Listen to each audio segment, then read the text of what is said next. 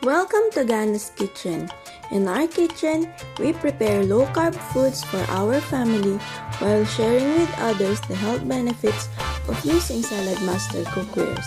We will also show you how you can save time, energy, nutrients, and even money with Salad Master's cooking technology.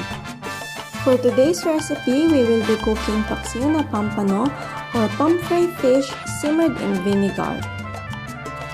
We will be needing 1 whole red onion, 7 cloves of garlic, whole black pepper, and 2 pieces of bay leaves, 2 pieces of finger chilies or siling pampaksiw, and sliced ginger, 1 cup of distilled white vinegar.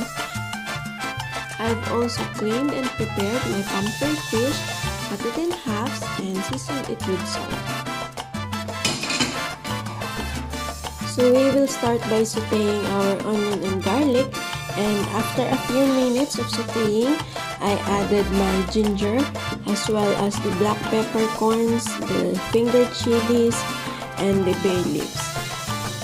As you will notice, I did not use any oil in sauteing because I will be using olive oil, and olive oil is best used when you're nearly done cooking your food.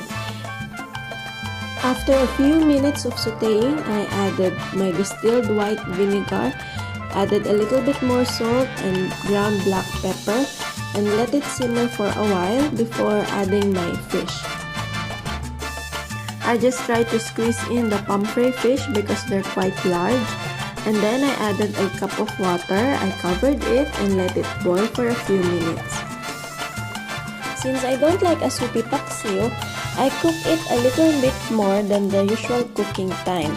And when the natural oils of the fish starts to come out, I add in my olive oil and fish sauce, boil it a little bit more, and then turn off the fire.